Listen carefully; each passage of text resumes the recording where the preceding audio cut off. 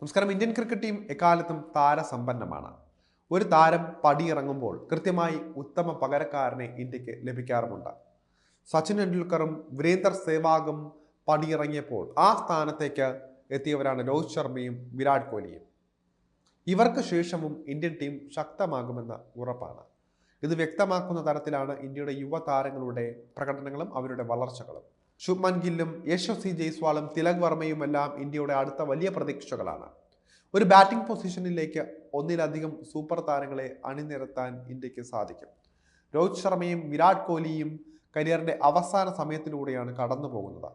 രോഹിത് കളമൊഴിയുമ്പോൾ ഇന്ത്യക്ക് നഷ്ടമാകുന്നത് വെടിക്കെട്ട് തുടക്കം നൽകുന്ന ഓപ്പണറെ കൂടിയാണ്. കടന്നാക്രമിച്ചു കളിക്കാൻ ശേഷിയുള്ള രോഹിത്തിന്റെ പകരക്കാരൻ ആരാകും എന്നത് ഇതിനോടകം ഇന്ത്യൻ ടീമിലെ പ്രധാന ചർച്ചാ വിഷയങ്ങളിലൊന്നായി മാറിയതാണ്. ഹിറ്റ്മാൻ എന്ന ഓമന പേരിൽ ക്രിക്കറ്റ് ലോകം വാഴ്ത്തുന്ന രോഹിത്തിന് ശേഷം അടുത്ത ഹിറ്റ്മാൻ പദവിക്ക് അനുയോജ്യനായ താരം ആര്? ആ ചോദ്യത്തിന് ഉത്തരമാണ് സഞ്ജു സാംസൺ എന്നത്. ഇതിനോടകം T20 ഓപ്പണറായ സഞ്ജുവിന് ഏകദിനത്തിലും രോഹിത്തിന്റെ പകരക്കാരനാകാൻ സാധിക്കുന്ന തരത്തിലുള്ള പ്രകടനങ്ങളാണ് കാണിച്ചിരിക്കുന്നത്. അടുത്ത ഹിറ്റ്മാൻ സഞ്ജുവാണെന്ന് പറയാൻ ചില കാരണങ്ങളും ഉണ്ട്. അതെന്തൊക്കെയാണെന്ന് വിശദമായി നമുക്ക് നോക്കാം. രോഹിത് ശർമ്മയെ അപകടകാരിയായ ഓപ്പണറാക്കാനുള്ള പ്രധാന കാരണം അദ്ദേഹത്തിന്റെ അഗ്രസീവ് ബാറ്റിംഗ് ശൈലി തന്നെയായിരുന്നു. ഏത് പന്തും സിക്സർ പറത്താനുള്ള ഒരു പ്രത്യേക കഴിവ് രോഹിത്തിന് ഉണ്ടായിരുന്നു.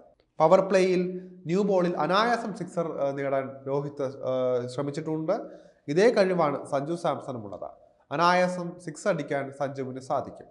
കടന്നാക്രമിച്ച് കളിക്കുകയെന്ന ചിന്താഗതിയാണ് സഞ്ജുവിൻ്റേത്. വിക്കറ്റ് പോകുമോ എന്ന ഭയമില്ലാതെ ആക്രമിക്കാൻ സഞ്ജുവിന് സാധിക്കും. ഇത്തരത്തിലുള്ള താരങ്ങളുടെ പ്രധാനപ്പെട്ട സവിശേഷത എന്തെന്നാൽ അത് ടീമിനും ഗുണം ചെയ്യുന്നതാണ്. പവർ പ്ലേ പരമാവധി ഉപയോഗപ്പെടുത്താൻ സാധിക്കും എന്നതാണ്. പലരും ആദ്യ ഓവറുകളിലുള്ള പവർ പ്ലേകളെ വേണ്ടത്ര ശ്രദ്ധയോടെ കളിക്കാറില്ല എന്നൊരു ആക്ഷേപം ഇന്ത്യൻ ടീമിലുണ്ടായിരുന്നു. നിലയുറപ്പിക്കുക, അതുപോലെ തന്നെ ആക്രമണ ബാറ്റിംഗ് നടത്തുക എന്നതാണ് പവർ പ്ലേ നേരിടുന്ന ഏതൊരു ബാറ്ററുടെയും പ്രത്യേക കഴിവ് എന്നത് പറയേണ്ടിയിരിക്കുന്നു. പ്രത്യേകിച്ച് ഓപ്പണറായി ഇറങ്ങുന്നവരെ സംബന്ധിച്ചാണ് സമ്മർദ്ദമേറുന്നത്. ഈ ഒരു സമ്മർദ്ദം സഞ്ജുവിൽ ഇല്ല എന്നത് ഒരു പ്രത്യേകത തന്നെയാണ്. രോഹിത്തിനെ പോലെ ആദ്യത്തെ 10 ഓവറിനുള്ളിൽ തന്നെ വലിയ ഇമ്പാക്റ്റ് സൃഷ്ടിച്ചെടുക്കാൻ സഞ്ജു സാംസണ് സാധിക്കുമെന്ന് തന്നെ പറയാം. സ്വാഭാവികമായ ആക്രമണ ശൈലിയുള്ളവരാണ് രോഹിത്തും സഞ്ജുവുമെല്ലാം. അതുകൊണ്ട് തന്നെ ഓപ്പണർ റോളിൽ രോഹിത്തിന് ശേഷം ഏറ്റവും അനുയോജ്യൻ സഞ്ജു സാംസൺ തന്നെയാണ്. മികച്ച ഫിറ്റ്നസ് ഉള്ള സഞ്ജുവിന് വമ്പൻ സിക്സുകൾ അനായാസം നേടിയെടുക്കാനുള്ള പ്രത്യേക കഴിവുണ്ട് എന്ന് തന്നെ പ്രത്യേകം പറയാം. ഇന്ത്യയുടെ പല ബാറ്റർമാരുടെയും ദൗർബല്യമാണ് പുൾ ഷോട്ട് എന്നത്. നല്ല വേഗത്തിലെത്തുന്ന ഷോർട്ട് ബോളുകൾക്ക് മുന്നിൽ പകച്ചു പോകുന്ന ഇന്ത്യൻ ബാറ്റർമാർ കൂടുതലാണ്. ഇവർക്ക് മുന്നിലാണ് രോഹിത് വ്യത്യസ്തനാകുന്നത്. ചീറിപ്പായുന്ന ഷോർട്ട് ബോളുകളെ ഗാലറിയിലേക്ക് എത്തിക്കുന്ന പ്രത്യേക മാജിക്കാണ് രോഹിത്തിന്റെ കൈവശമുള്ളത്. ഇതേ കഴിവാണ് സഞ്ജു സാംസണുമുള്ളത്. രോഹിത്തിനെ പോലെ തന്നെ ഗംഭീരമായി സഞ്ജു പുൾ ഷോട്ട് കളിക്കുന്ന ഒരു താരമാണ്. നല്ല ടൈമിങ്ങിൽ കളിക്കാൻ ഇരുവർക്കും പ്രത്യേക കഴിവുണ്ട്. സഞ്ജു തന്റെ കൈക്കരുത്തിനെ നന്നായി ഉപയോഗിക്കുന്ന ബാറ്റർ കൂടിയാണ്. ഫുൾ ഷോട്ട് കളിക്കാൻ കഴിവുള്ള സഞ്ജു രോഹിത്തിനേക്കാളും നന്നായി സ്പിന്നിനെ നേരിടുന്ന താരം കൂടിയാണ്. സ്പിന്നർമാർക്കെതിരെ ഏറ്റവും മികച്ച സ്ട്രൈക്ക് റേറ്റിൽ കളിക്കുന്ന ഇന്ത്യൻ ബാറ്റർമാരിൽ പ്രധാനിയാണ് സഞ്ജു സാംസൺ എന്ന് പറയാതിരിക്കാനാകില്ല. ഇന്ത്യയുടെ പല താരങ്ങൾക്കും സ്പിന്ന് പ്രതിസന്ധിയാകുമ്പോഴും സഞ്ജുവിനെ സംബന്ധിച്ച് ഇതൊരു നിസ്സാര കാര്യം തന്നെയാണെന്നാണ് പറയേണ്ടിയിരിക്കുന്നത്.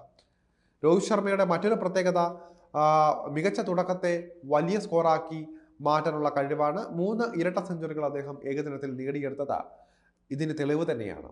രോഹിത്തിനെ പോലെ തന്നെ മികച്ച തുടക്കത്തെ വലിയ സ്കോറാക്കി മാറ്റാൻ ശേഷിയുള്ള താരമാണ് സഞ്ജു സാംസണും. അർദ്ധ സെഞ്ചുറികളാക്കാനും ഇരട്ട സെഞ്ചുറിയാക്കാനും സഞ്ജുവിന് സാധിക്കുമെന്നാണ് ഇതിനോടകം തന്നെ തെളിയിച്ചിട്ടുള്ളത്. ആഭ്യന്തര ക്രിക്കറ്റിലൂടെ സഞ്ജു ഇരട്ടി സെഞ്ചുറിയും സ്വന്തമാക്കിയിട്ടുണ്ട്. രോഹിത്തിനേക്കാളും ക്ലാസിക് ശൈലിയുള്ള ബാറ്ററാണ് സഞ്ജു എന്ന് പറഞ്ഞാലും ഇതിൽ തെറ്റില്ല. വ്യത്യസ്തമായ ഷോട്ടുകൾ കളിച്ച് ഫലിപ്പിക്കാൻ സഞ്ജുവിന് സാധിക്കും. അതുകൊണ്ട് തന്നെ സഞ്ജുവിന് എന്തുകൊണ്ടും രോഹിത്തിന് ശേഷം ഹിറ്റ്മാൻ പദവിയിലേക്ക് എത്താൻ സാധിക്കുന്നതാണ്.